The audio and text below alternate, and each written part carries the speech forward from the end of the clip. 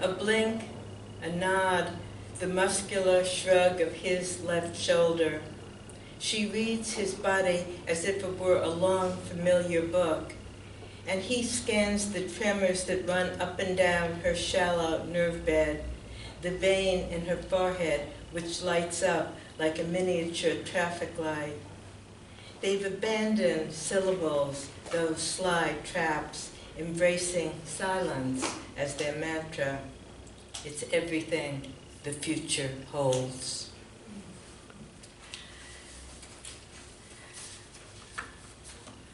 I used to write too many poems about Red Rising, and my son told me I had to stop. And I have, one of my books is called The 5 Stages of Grief, and he said it really should have been called The 5 Stages of Yeast. So I've stopped doing that, but now all my poems are about leaves falling. I live in the middle of 6 acres of woods, and that's what they do. And so I've put together for tonight a group of poems about autumn, and a couple of them appeared in the January issue of December, and some of them are older and some of them are new. This one is just called Autumn for J.K., and it's for Jane Kenyon, and for those of you who know her work, probably her most famous poem is Let Evening Come, and this is a kind of variation on that. Autumn for J.K. Let autumn come with its acorns and leaf smoke, its bronze bells tolling. Let the school doors open and the children, like small penitents, march into their classrooms. Let the subway grates become bed frames, preparing themselves for the homeless. Let autumn come. And the trees will succumb to rust, to brown. The trees will go naked. And the grass will fade. Green will be almost forgotten. Shake out your coats from the blizzard of mothballs. Sharpen your pencils, their shavings, the color of leaf fall. Let autumn come.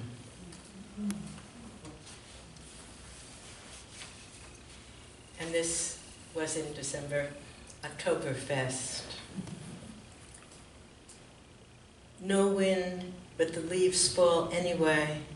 Not suicidal, but resigned to the old imperatives of change. They follow their own stems in a downward spiral until the ground beneath the trees is littered with raw color. One more layer for the squirrels, those archaeologists of what is lost, to burrow through.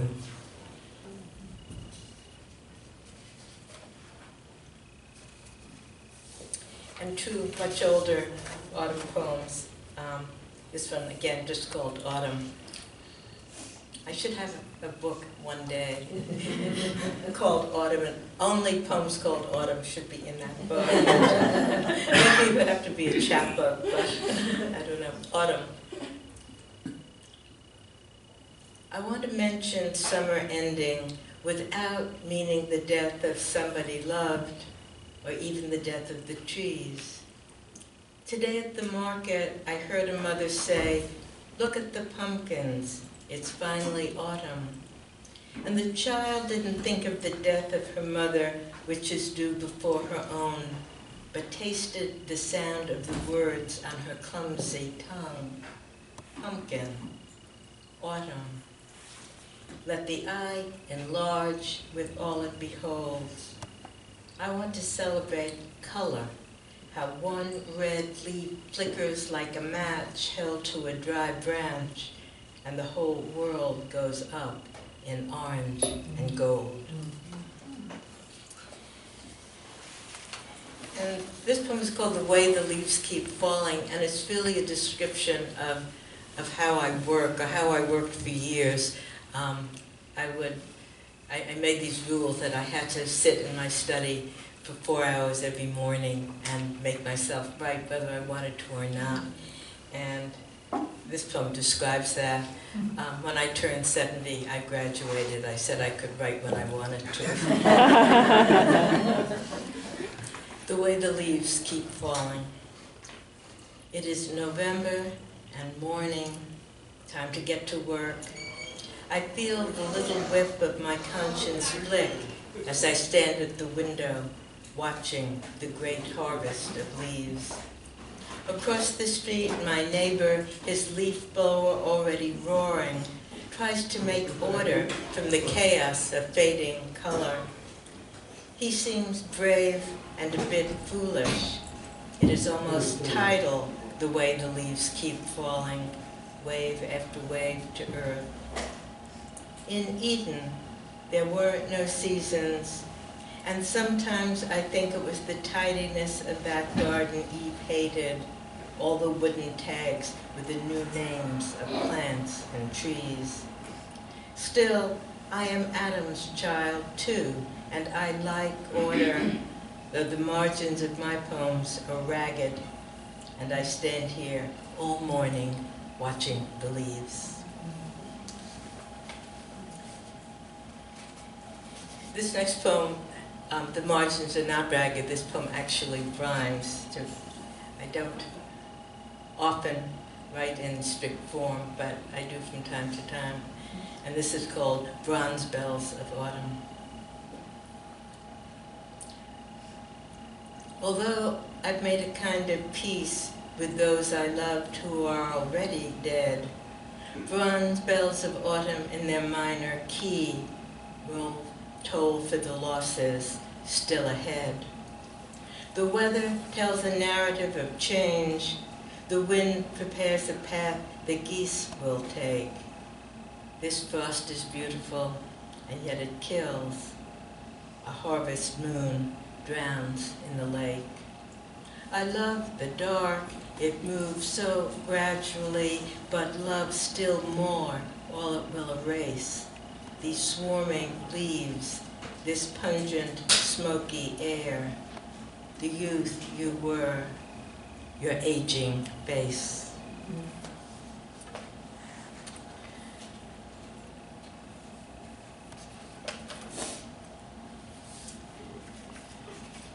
I'm going to do something that I probably shouldn't do. I'm going to read a poem that I finished yesterday, and the fact that I finished it yesterday means it's probably not finished at all. It'll probably go through another 100 revisions, but sometimes if I read something new, I learn something from hearing myself read it, so I'm going to. It's called On the Sill of the World. On one wing, a quarter moon has moved across the dark sky into morning. And as I watch, 1,000 leaves fly by, loose from their autumn trees. So many wings, moths in their somber garments, houseflies, the sound and shadow of a jet. A tide of geese honks its long way south, and one small girl, attaching angel wings to her nightgown, flits around the house. Now, a new generation of birds is landing on the sill. I name them Cardinal, Nuthatch, Jay, as Adam did once, for they are always the same birds, immortal in their feathers and primed for flight. And I'm going to end by moving past autumn into winter, and this poem was also in December. And the radio says that we may have snow flurries this weekend, so maybe it's not too early to read it. Snowstorm. A trapdoor opens in the sky, and down comes an army in camouflage white, assembling behind barricades of cloud to thwart our little plans, the taxi, the plane. Each flake a part of a war for the transcendence of ice, each flake anonymous, the color of spilled milk, of salt on a wound, the snow, so beautiful and merciless, falls.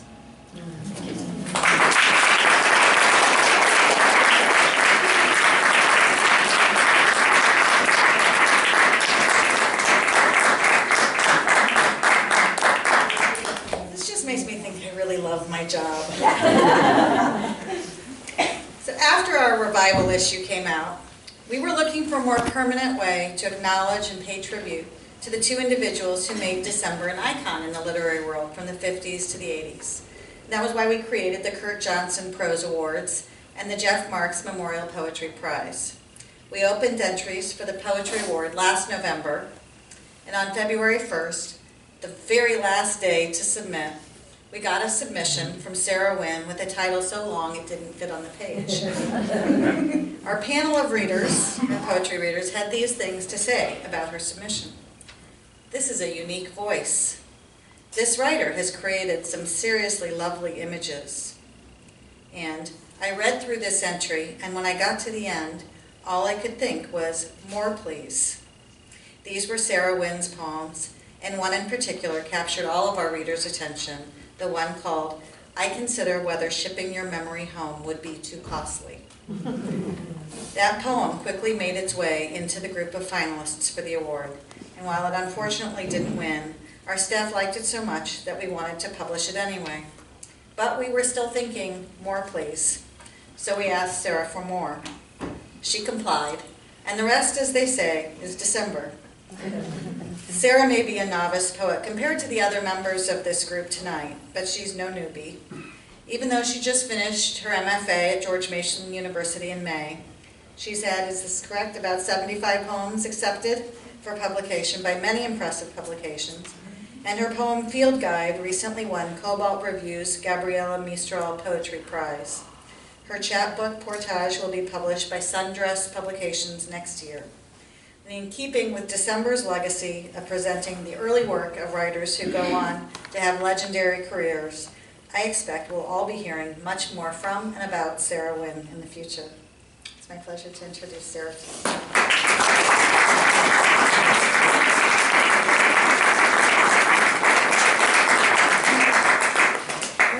What a wonderful introduction. Oh my goodness, I'm shaking from the glow of it. You'll forgive me my shakiness. I'm going to start with one that is in the December that's coming out, but not the one she spoke about. I'm saving that to the end. So this one's called Breadcrumbs for Giants. When I grind the bones to make the bread, this is the kind of bread I make. Like biscuits, a crumbling heavy dough with buttered goose yolk gloss. Each time another gold harp goes missing while I sleep, stolen along with small kisses from my nightstand, I make comfortless comfort foods, my mother's recipe, rolled and cut on the counter, leaving rows of moon-white dots, ready to be gathered and reunited, crumb by fragrant crumb. The others below will say the thief's right to run. They will cheer the ready axe. Her weight doesn't show us shows us she isn't healthy. Save the 7 deadly sinner from herself. She doesn't know and she doesn't deserve any better. When I grind their bones to make my bread, this is the kind of bread I make. And in keeping with the fairy tale theme that I'm going on, this was in a call and response show at George Mason this fall, and it was written to go along with a photography piece that someone had sent me that felt very mermaid-ish. So this one is called Siren's Garden. Late afternoon, the voices of lost crops burnt with heat, shriveled and swirled around me in dust devils, hot both coming and going, in a cloud only stilled by some cool ancestral current, passed down along parched bloodlines, beside shores where sharp shadows bristled on the banks, near rushes, near reeds, all brush overly familiar with the feeling of dust in the mouth. Tonight I tend a place where moonflower tendrils unfurl rippled petals, where night-blooming cereus and gardenia scatter scent. Can you think of vegetables when the moon is up? Can you in the dark see the same vines instead as fingers of summer squash reaching to the light as we do, to find latent fecundity? In this green and blue womb, we will come to rainy season. We will rush past sandy shores filled with sunfish nests and make our own flood. We will break free from the banks. We will find a new outline for our bodies, a lake bed, a plot for blooms. And this one's Appetite, still fairy tale-y. Trickle of sweat between her breasts, down on muddy knees, Hands torn, the earth was her uniform. She crouched to weed the mundane herbs, full and fragrant, grown without magic, ordinary soil for ordinary wishes. For humble hunger, she found she preferred the leaf a little bitter. When he crept in full of craving, there to satisfy another's hunger, to find a flavor his wife couldn't define, he thought stolen is sweeter. He discovered her gritty with longing, not particularly evil. In return for the spell of his kisses, which made her feel beautiful between mirrors, she sold him handfuls. Like Rampion, to work best in the story, the witch must not be allowed to flower. And the next one is another fairy tale one, and this one's Cranesbill, which you would need to know that Cranesbill is another name for geranium. Cranesbill. Tonight, I'm supposed to take in everything, even the geraniums. Ignore their label, hardy, in favor of waiting for a season with full sun. My guide said, see also Cranesbill, grown in window boxes. I note the white and think whooping. Know those cranes can be taught new migration routes, can be transplanted, can thrive. If I introduce the red geraniums to winter, will they click their ruby heels and find they could make a home anywhere all along, or wither into soft oil paint smears by morning? If I promise not to watch, will the white ones become the crane wife, weave petal by petal a kind of spring, plucked from her own breast? Will she surprise me with brightness, startle me with snow? And we decide to adopt, which I think is the last of the fairy tales in this set. We decide to adopt. We are told, do not wait for infants. Consider sibling groups. This could take quite some time. Think older, long without family. Finally, we're matched with Baba Yaga. For her, we plant thorny raspberries, a home hedge. We discuss retainers to pacify her bear-trapped teeth. Anger's her only defense. Late at night, we search ads on Craigslist, gloat over a Fisher Price built on chicken legs, tug flying mortal and pestle inside to be used indoor from here on in. She dreams of the pets who betrayed her, fierce chases, she fevers them out. We turn on the nightlight, fit into her arm crook a handmade, hand-me-down doll to help her rest easy, to help her call me mother. And I have my first dog now as an older person, and I never knew what it meant to have a dog in your life, and so I've written a lot of dog poems, and this is one of the first of them. The third eyelid of the dog, called the haw, double protector of the eye, a way to clear without crying, as dogs were not granted tears, lest they never stop. Think endless partings, the hikers lost in the national forest, latent heart disease and disappearing bees, the long, lonely hours spent worrying about mysterious noises downstairs, and then at last the return, to suffer that wild uprising without vent, the unbearable leaping heart. And this one, you need to know a little bit of French. Gertrude Stein's Poodle is what it's called, and she lived in Paris, as many people know, and there's a line that says, "C'est qui est le panier?" and it means, who's a basket? Like you would say to your dog, who's a basket? She, they call and call. They call me basket. Come basket, good basket. Darling, share, sweet basket. C'est qui est le panier? We play. But I am more. I am tricky. I am more than a container of tricks. I know a complex lexicon, but will not let on. She walks, walk. For a while, they talk. They dangle it before me, leash. She'll walk me, unfree. They both walk, they walk together. They together walking together with me, mostly without me. We traverse the voisinage where every smell in Paris congregates for an afternoon. She spilled paint or left paint out. She spilled the cobalt blue and left. She left and I felt she went off to answer the door. I love cobalt blue. It smells like Chagall. All is blue.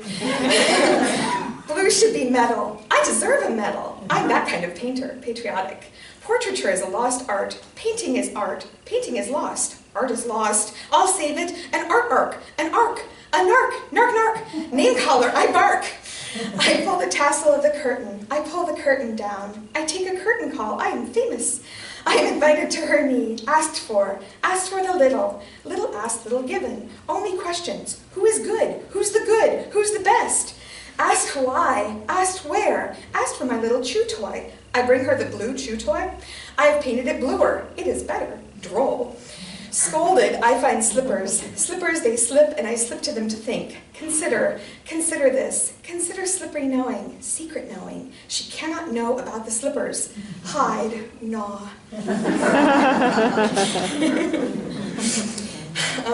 And this one's Elizabeth Bishop's Collie. She's just, of course, it's Elizabeth Bishop, but I couldn't resist the one dog in all of her animal poems, which is in the Moose. Elizabeth Bishop's Collie. Elegant in his taupe faux fur ruff, he probably already knows which fork to use at a dinner party. When a fork is not required, he may delicately eviscerate the whole barbecued chicken with his spotless paws, or he may retire with apologies, tail low. He's an amateur collector of Netsky, preferring the ones shaped like animals. Something pleases him about the way their eyes seem to follow him. He enjoys knowing they have secrets to guard. He would like to find rare scrimshaw, old castings of bones and fossils to display in a case he has made using an oil can, some fern fiddleheads, and 11 pristine snail shells. He is acquainted with travel, how everything smells wrong at first, how no amount of turning settles you in for sleep. His well-behaved mane settles on his shoulders as he watches the girl's bus pull away, his eyes twin darknesses. He whines. His long muzzle aims into the wind, waiting for a signal to move. He has unfinished business with bones. And this one's in the most recent issue of December, From the Scaffold. She paints in the scale of memory. Makes sure her grandfather is positioned to keep his eye on churchgoers proceeding through the years. She spent a week on her grandmother's strong right arm, muscular and youthful still, perfecting in detail how she carried her on a hip as a child. Now, as she gazes up at that face, the figure is large enough to stoop to reach the brushes, which sometimes fall from her fingers and clatter far down below. And this is delayed exposure close to home. She knows. She's serious. She's square to camera. Tell it straight, her Gram always said. Beside her, Gram curled unaware, the camera ready, ever poised, overexposing. Her Gram cannot tell it straight. Her body leads her backwards, away from poise. Cannot tell square from crooked, her thoughts in one light double-shadowed, white unbalanced in another. Caught sleeping, away into dreams of albums, sharp edges, black-cornered, pasted, clean. Awake, she unravels like Penelope, hoping the sailor whose name she cannot remember will not be long. Will he be long? The camera tells it, squares the napping shell, knows well the timer about to collapse the scene. And this is, I consider whether shipping your memory home would be too costly. I take your memory out to the garage to weigh it. The scale for this is ageless, brings to mind counters and bulk foods. Its shadow stands for years swaying, its red needle uncertainly bouncing when jostled. A hidden spring reveals a drawer underneath, a set of weights in various shapes. One, a net of light on water cast in lead. Another, a set of miniature music box gears, each the weight of a different song, all in bronze, sawtoothed as if meant for small lumber mills. I place your memory on the cradle, light as light, which also has weight and substance, matter. I add 20 snowflakes, winter preserves. I tap the meter, which trembles. Add lemon from a cold teacup. Hum as much as I can remember from when the roll is called up yonder. Finally, I open your last letter, unbend the handwriting so each word straightens into a binary barcode of blue. Dole out these sticks to the tray. If it balances, you'll go.